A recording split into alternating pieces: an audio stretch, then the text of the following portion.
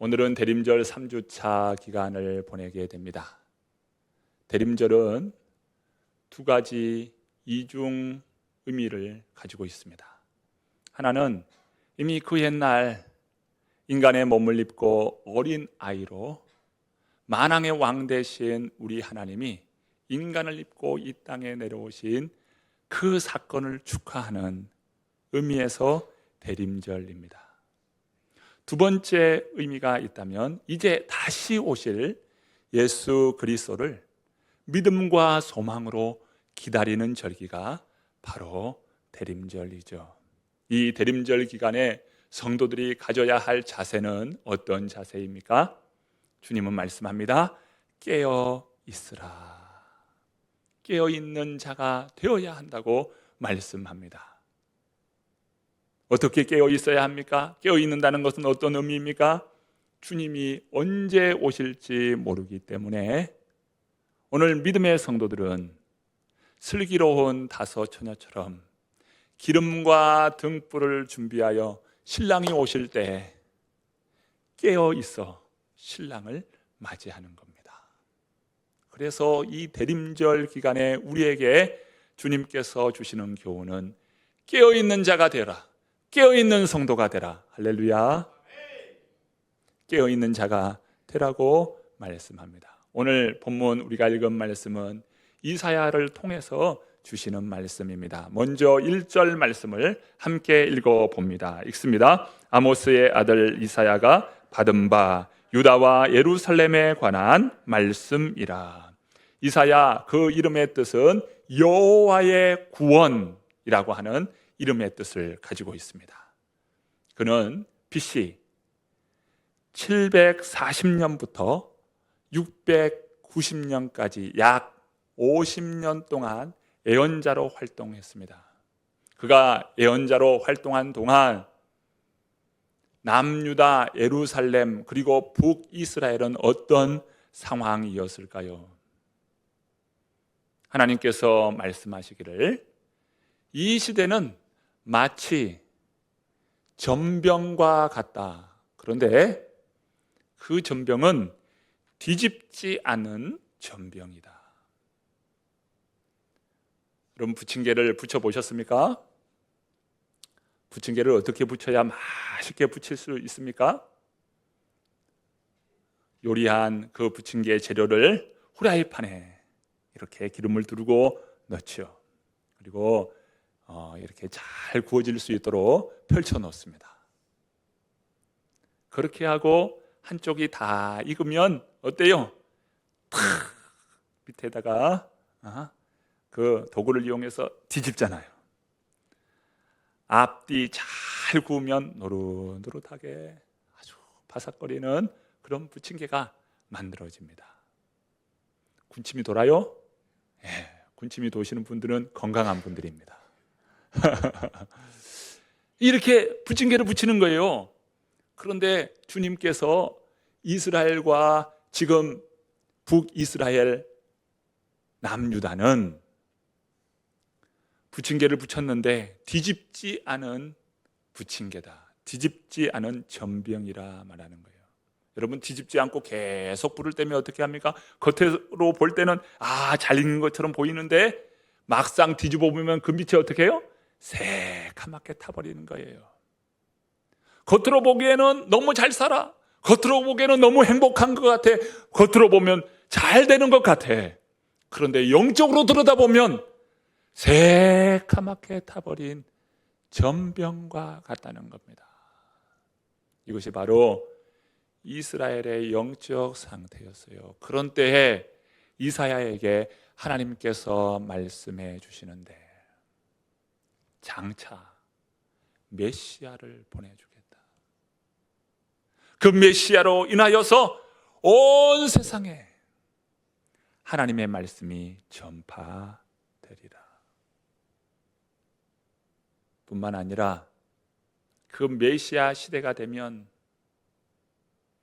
전쟁 연습을 그치고 평화의 시대가 도래하리라 라고 하는 말씀입니다.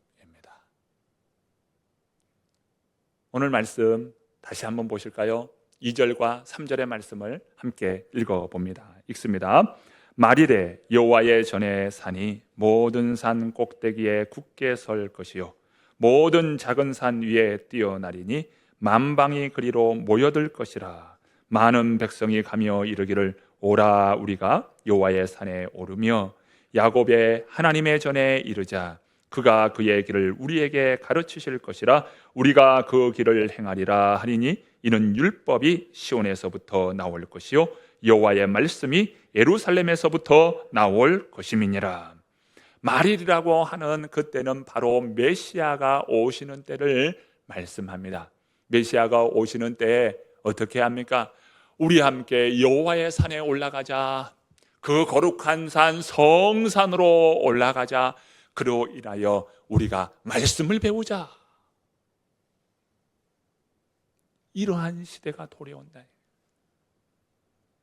우리 주님이 오셔서 여호와의 성산을 회복시키십니다. 그 예배는 무너진 예배가 아니라 하나님을 온전히 예배하는 예배인 것입니다.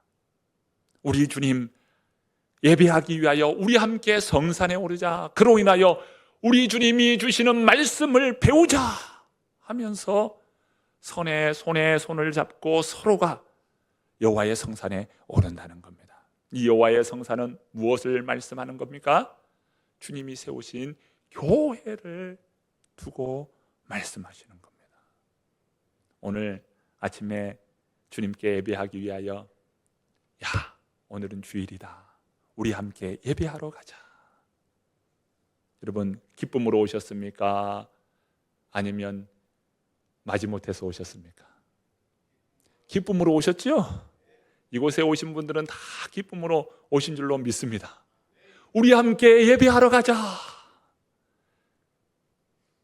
우리 주님이 우리 심령에 오시고 우리 주님이 우리 인생을 통치할 때 일어나는 일은 우리 주님 앞에 예배하는 행복인 것이죠.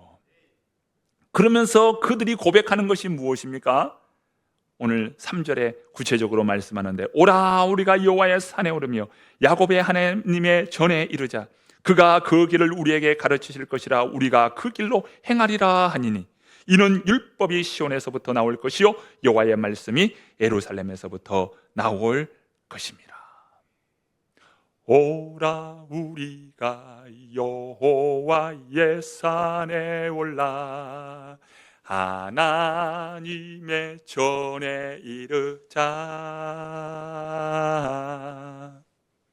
여러분 주일날 우리 아이들이 이렇게 찬양하면서 이 노래를 불렀는데 여러분 기억하십니까? 제가 율동은 조금 서툴어도요 이렇게 율동하면서 이 찬양을 불렀어요. 오라 우리가 여호와의 산에 이르자. 이는 율법이 시온에서 나오고 주의 말씀은 예루살렘에서. 이렇게 우리가 찬양하면서 이 곡을 우리가 불렀던 기억이 있습니다. 우리 다 함께 회복된 하나님의 나라를 보게 되고 주님이 오셔서 우리 인생에게 하나님의 나라를 이루어 주시는 것을 바로 예수 그리스도를 이 땅에 보내주심으로 인하여 성취해 주실 것을 약속해 준 말씀이 바로 이사야가 받은 말씀입니다. 그러면서 이야기해요. 그 예수 그리스도 메시아가 오게 되면 평화가 오리라. 자, 본문 4절의 말씀인데요. 우리 4절 말씀도 함께 읽어봅니다. 그가 열방 사이에 판단하시며 많은 백성을 판결하시리니 무리가 그들의 칼을 쳐서 보습을 만들고 그들의 창을 쳐서 낫을 만들 것이며 이 나라와 저 나라가 다시는 칼을 들고 서로 치지 아니하며 다시는 전쟁을 연습하지 아니하리라.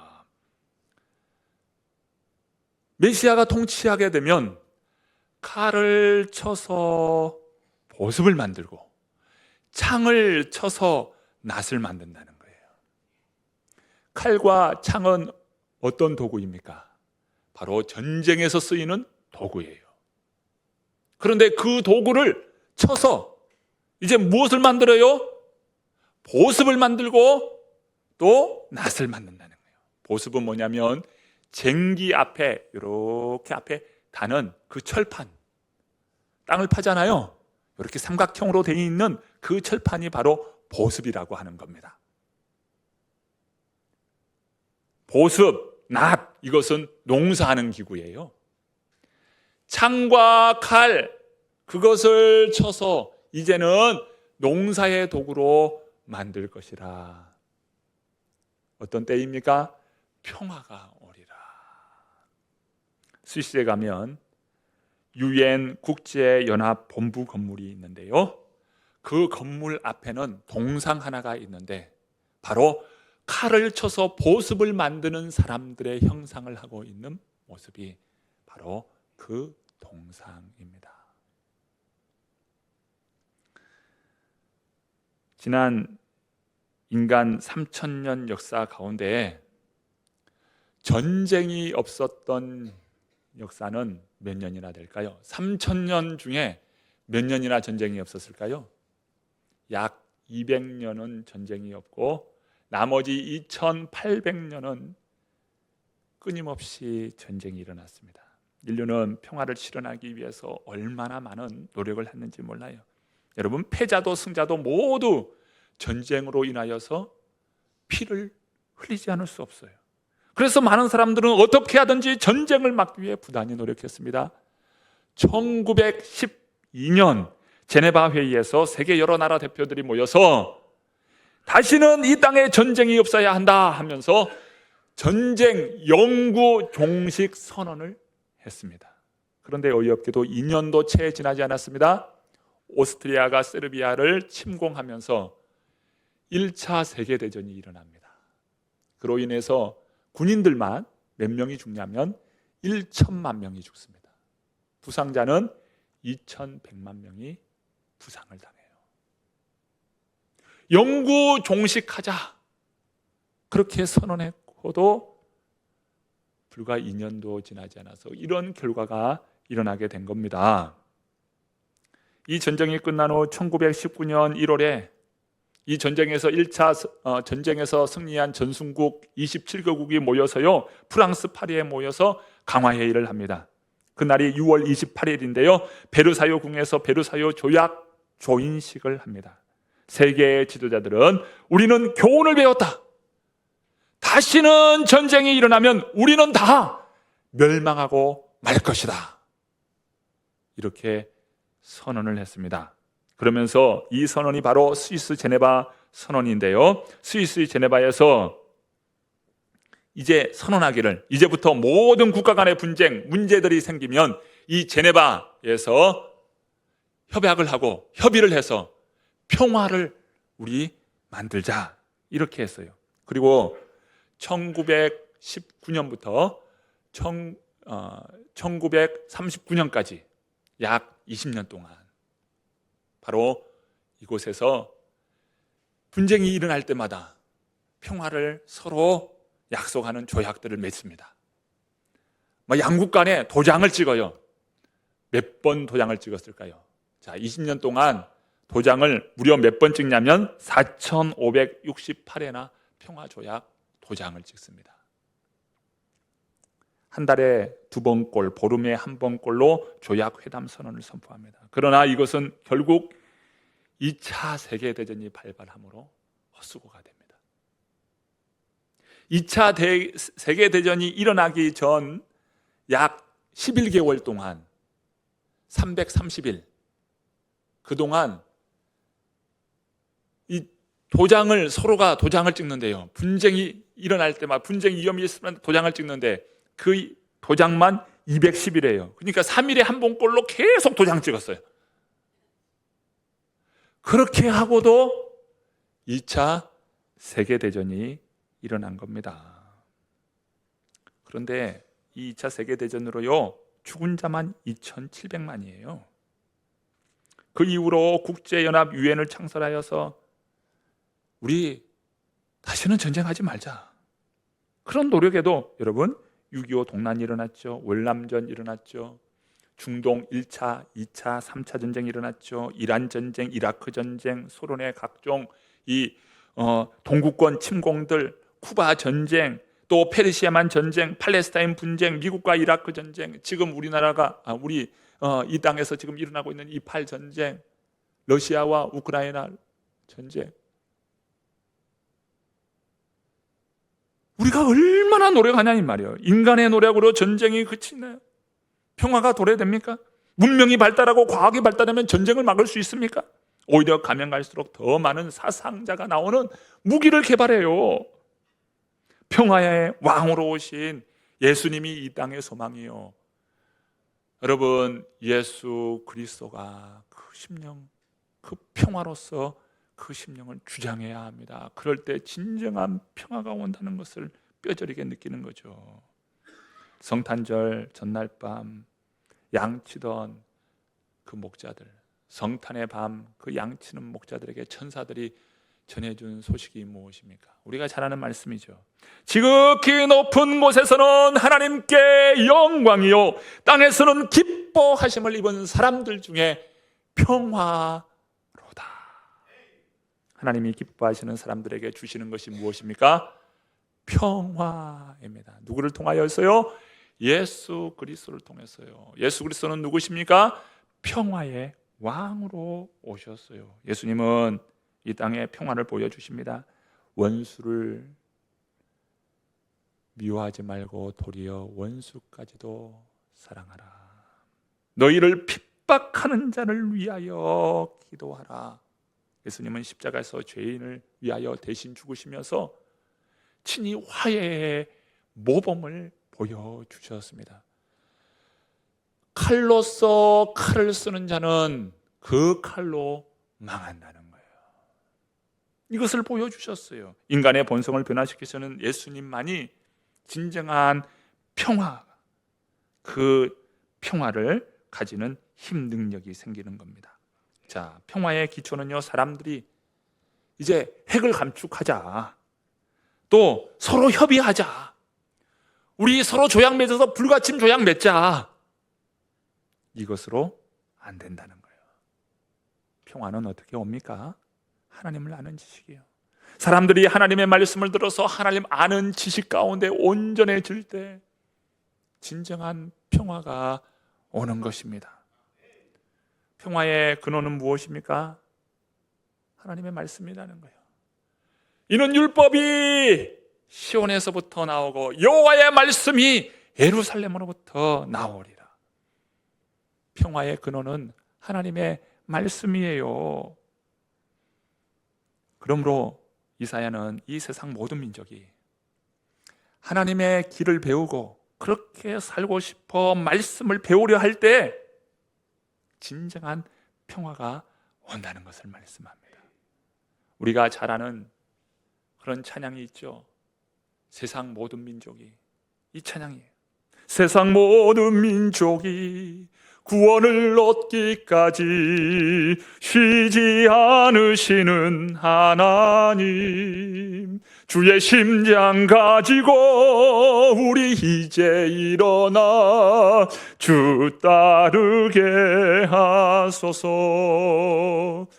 물이 바다 덮음같이 여호와의 영광이 인정하는 곳에 온 세상 가득하리라.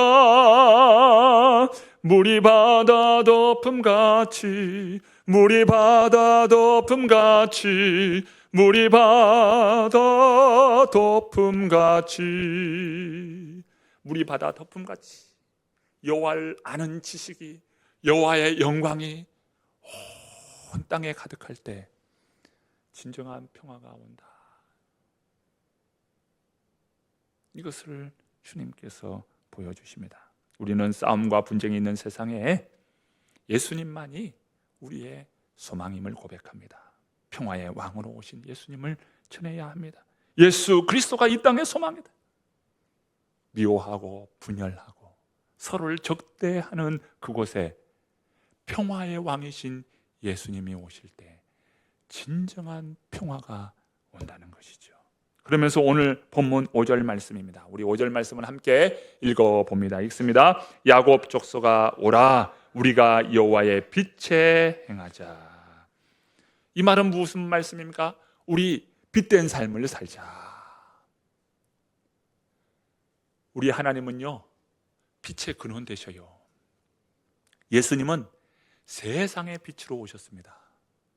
오늘 우리 믿는 예수 그리스도를 믿는 성도들은 바로 그 세상의 빛을 드러내는 자가 되어야 한다는 거예요. 하나님은 빛의 근원 되시고 예수님은 세상의 빛으로 오셨습니다. 오늘 우리들이 빛된 삶을 사는 거예요. 빛된 삶을 산다는 것은 어떤 의미입니까? 마태복음 5장 16절에 이와 같이 말씀합니다. 이같이 너희 빛이 사람 앞에 비치게 하여 그들로 너희 착한 행실을 보고 하늘에 계신 너희 아버지께 영광을 돌리게 하라. 우리가 세상에 평화를 드러내는 자, 화평케 하는 자의 그 삶으로 살아가는 자, 그런 삶으로서 세상에 빛을 드러내는 자가 되어야 한다는 거예요.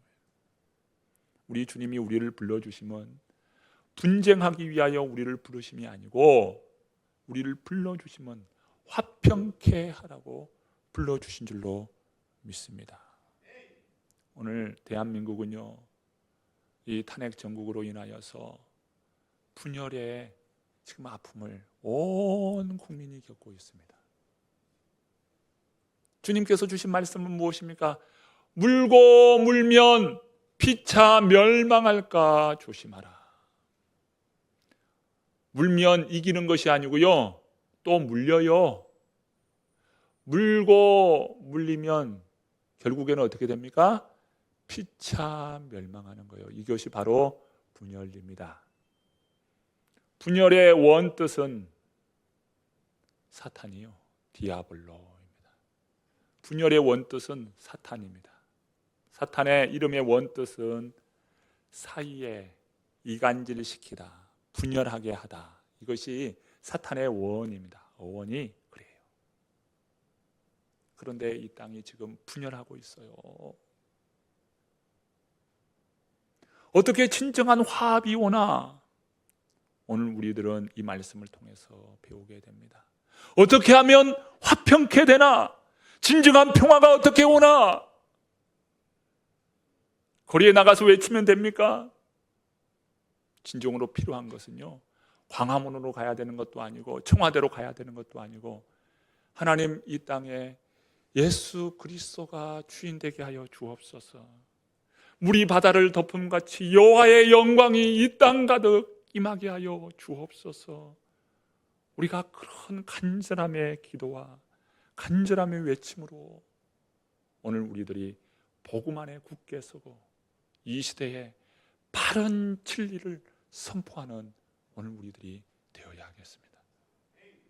조약 맺고 협의하자, 뭐 감축하자, 그것으로 평화가 오는 것이 아니고요, 진정한 평화는 평화의 왕 되신 우리 주님이 인생 가운데, 역사 가운데 임하실 때 놀라운 평화가 임합니다. 지난 우리 역사 가운데에 우리 하나님께서, 우리 주님께서 얼마나 이 나라를 국률로서 인도해 주셨나요? 우리 대한민국 이 모든 헌법의 기초는 바로 신앙의 기초 위에 민주주의가 섰어요. 이것이 대한민국입니다. 모든 헌법의 기준이 신앙으로 만들어진 기준이에요. 이런 바른 우리 대한민국으로 설 수 있었던 것이 바로 하나님의 은혜 가운데 이루어진 일입니다. 이러한 기조가 이 대한민국 위에 굳건히 서서 모든 국민이 하나님 말씀과 하나님의 은혜 안에 굳게 서서 하나님의 돌보심을 받는 귀한 역사가 이 땅 가득 넘치시기를 간절히 축원합니다. 우리 성도님들을 불러주심은 분열과 서로에 대한 미움이 아니라 하나 되도록 우리 성도님들을 불러주셨음을 믿고 하나됨을 힘써 지키는 우리 모든 성도님들 되시기를 간절히 축원합니다.